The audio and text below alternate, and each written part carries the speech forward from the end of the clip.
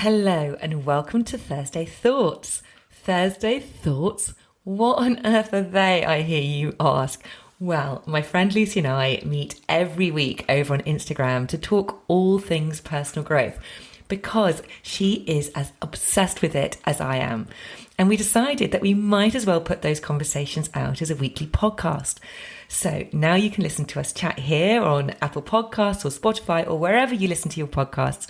And we'll be talking about topics such as spirituality, limiting beliefs, the ego, imposter syndrome, gratitude, meditation, confidence, and so much more. So if you're ready, here we go. So basically, what I thought would be interesting to talk about is this idea that, and I do this as well as anyone else, oh my God, it's that thing of when we are having a conversation with somebody and actually we're not 100% listening to what they're saying because we're already thinking about what we want to say in response back. And it's something that I'm very aware that I definitely do.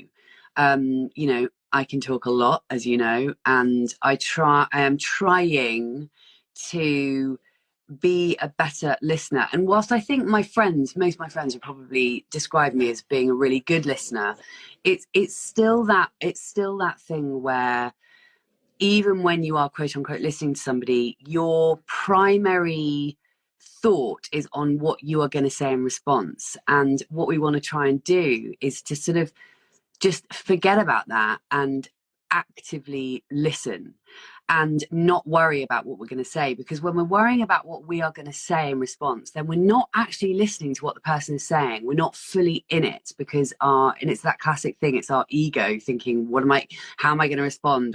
And especially if we're having a kind of, I suppose, especially if we're having a conversation with someone who maybe we don't agree with, maybe when we're having a conversation with somebody where we want to be right, and we all get that. I think it can be sort of elevated even more in those kinds of situations where we're having not necessarily an argument, but like a heated debate or whatever. Even more so, we're just dying to say what we want to say.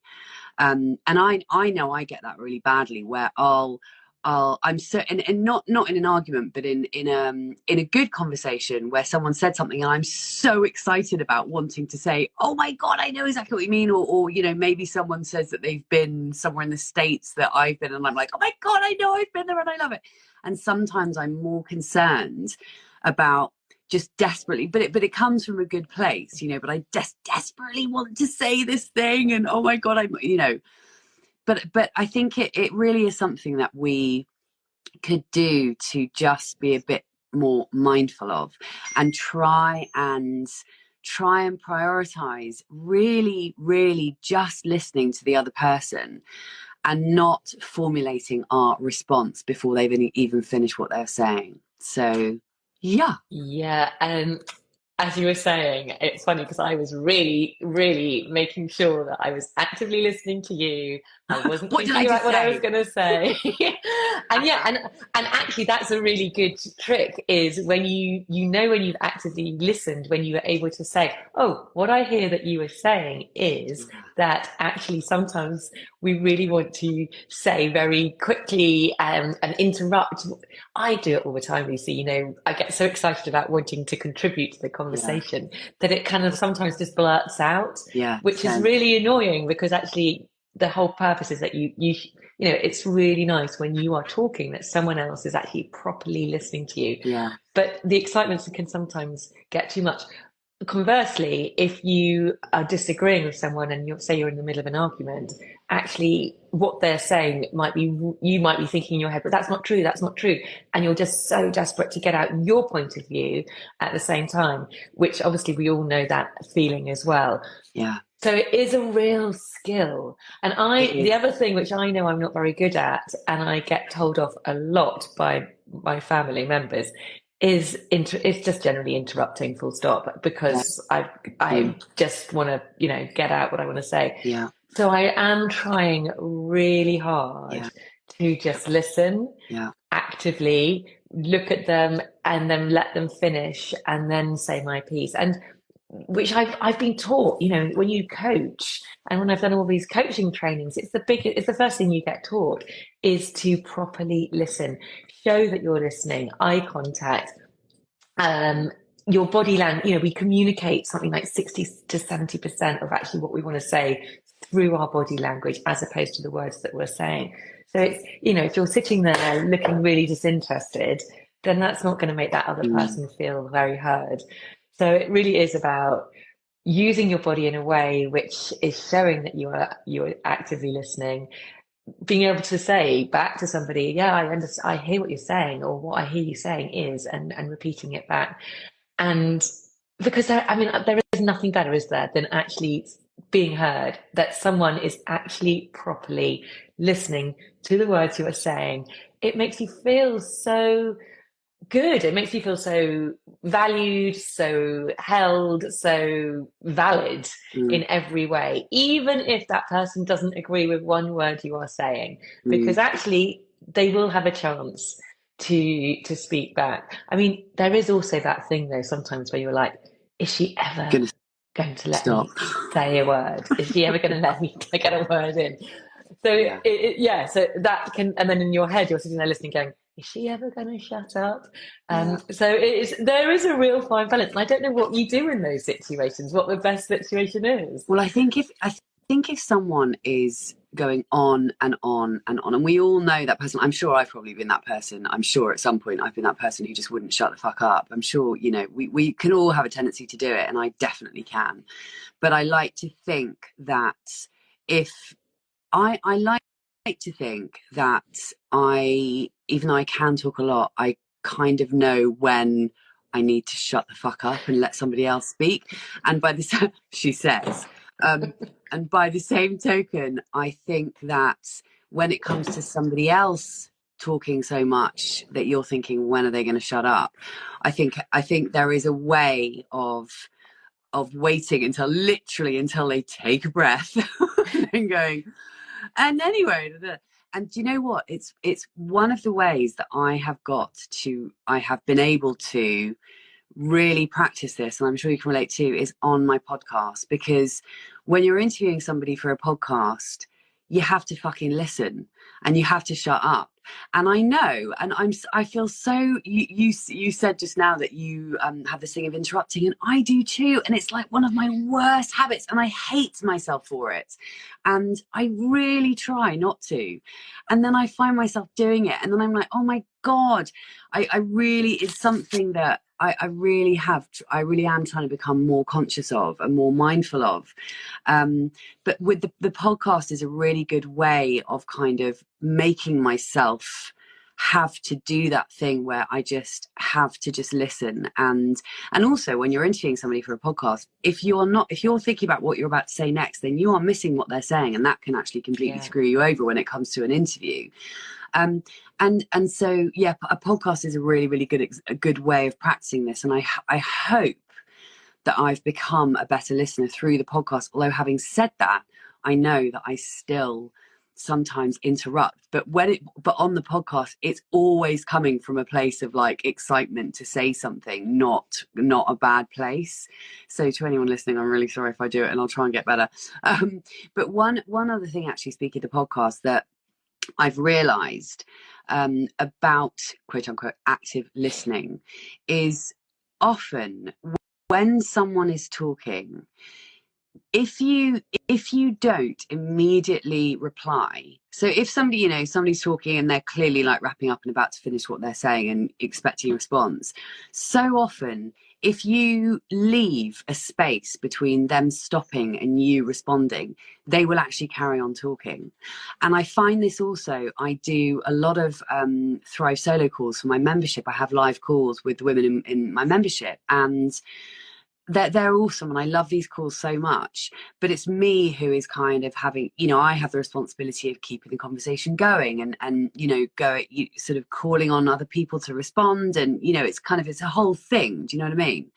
And actually, those Thrive solo calls have been another really good way of me practicing that skill of being able to listen, but also know knowing when to kind of come in. And there have been calls where someone has been talking for a long time and you feel like actually it's time for somebody else to speak, and then that you have to be just so sensitive to everyone on that call. So I think actually if you're the kind of leader, as it were, on a Zoom call, that's a really good way of practicing both active listening and also knowing when to jump in when someone is talking too much perhaps, and then knowing when to kind of interject and how to interject sensitively so that you don't upset them, but on the other hand you're worrying about all the other people on the call because you don't want to piss them off, and it's a whole thing. Yeah, it's a real it skill. really is.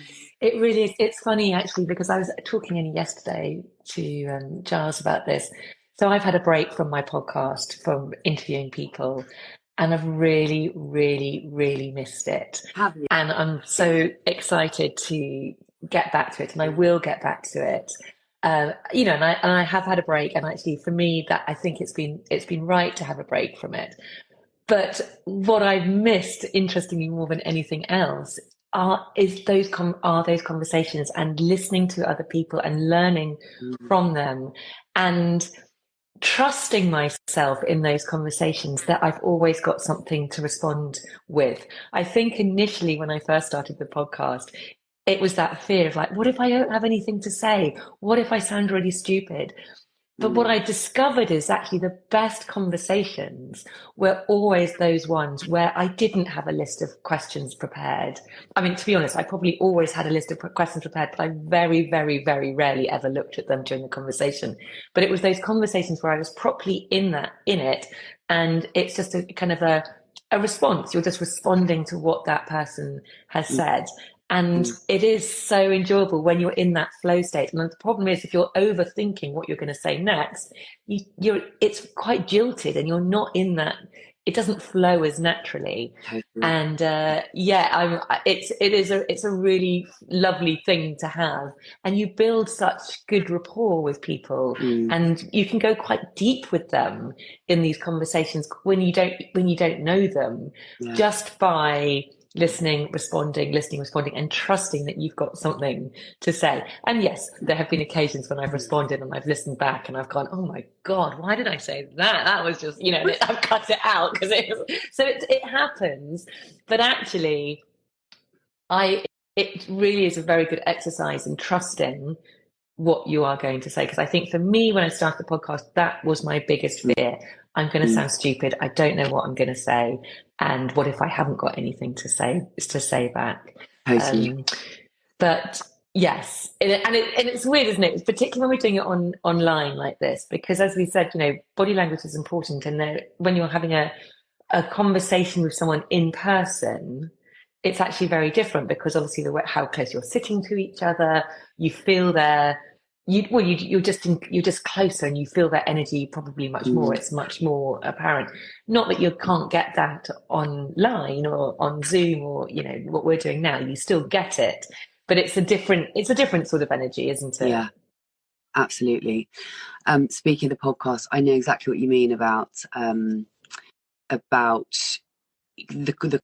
question situation, and because I always have questions on the screen when I'm interviewing somebody, but I rarely look at them too. They're kind of there if I, as a guide, or if I need to remind myself of the name of somebody's book or whatever it may be.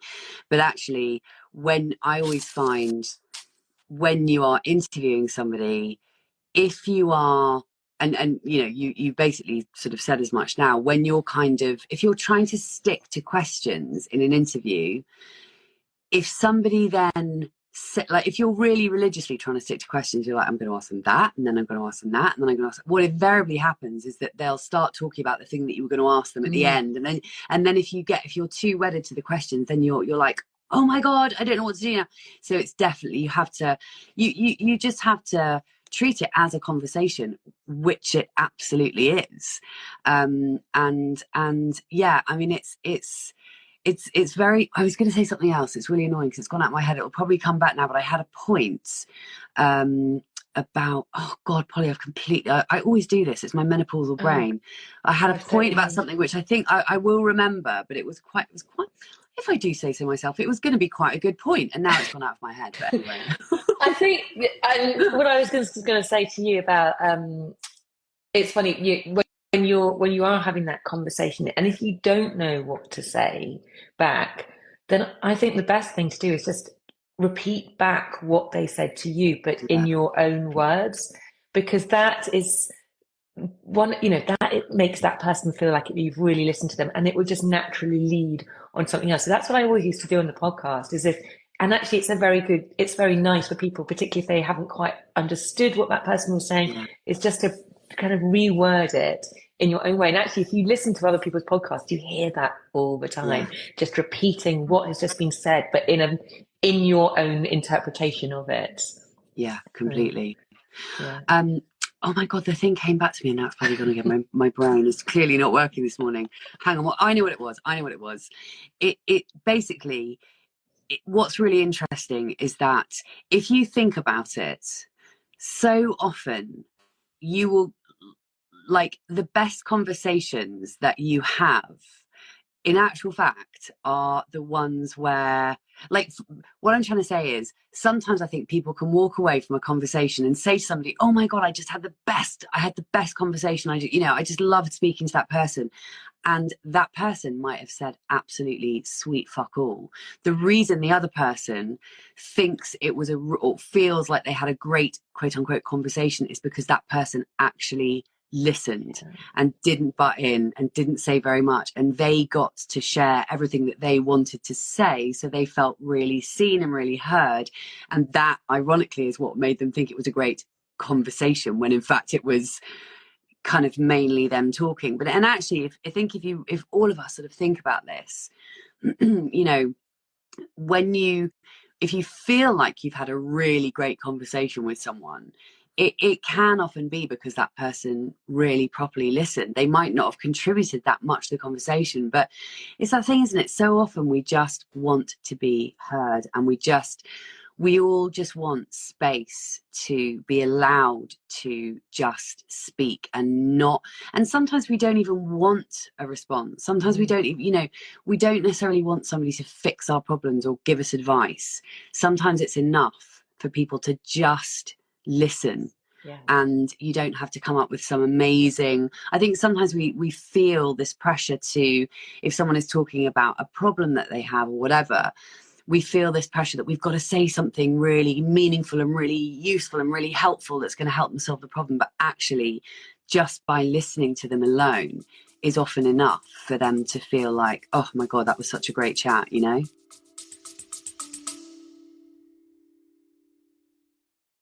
A very quick break to ask you to hit the follow or subscribe button if you haven't already. And if you're enjoying this episode, I'd be super grateful if you could hit those stars and rate it too. Thank you. Yeah, it's so powerful. I mean, that's what all talk therapies are all about, really, is it's about listening. And it feels so good, doesn't it, when it's just getting it off your chest. And we all say it, you do feel so much better when you share what is going on for you, and to have someone actually sit there and listen to you and show an interest without having to solve it. Because actually sometimes just by talking it out loud is enough for you for it to go, or for you to find your own solutions, and having that person there fully present with you. Because we also know what the opposite is like. If you are talking to somebody, this drives me nuts with my kids. If I'm trying to have a conversation with them, they're dicking about on their phone, or they're trying to do something else, and they're not fully present there with you. It's the worst feeling. It's like, you know that they're not properly listening to what you have to say.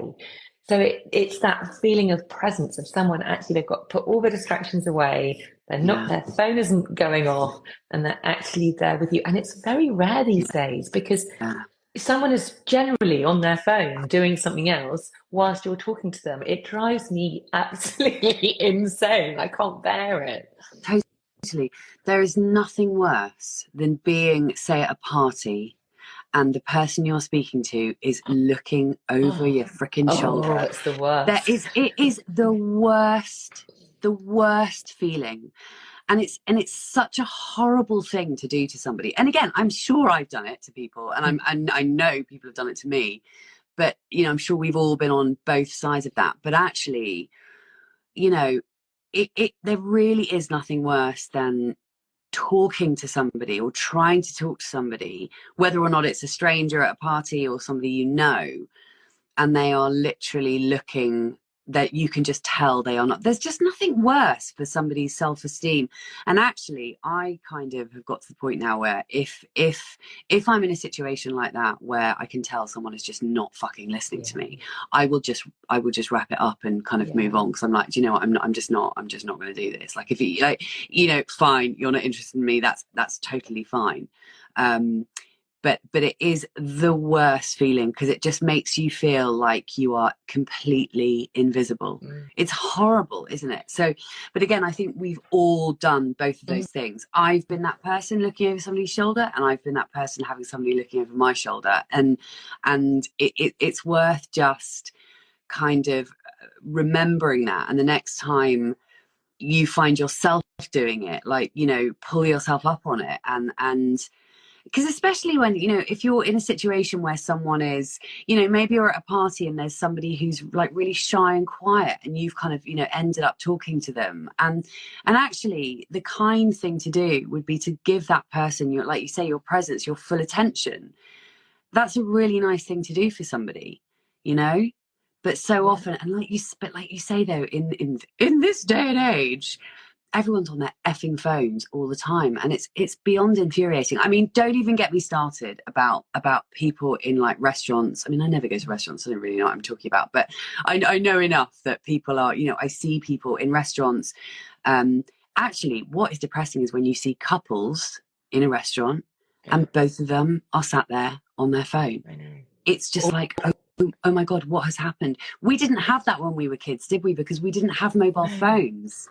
Or small children sat watching a screen, watching it. Honestly, I can't bear it. It's just so sad, just losing that art and that practice of just sitting and being able to chat and communicate.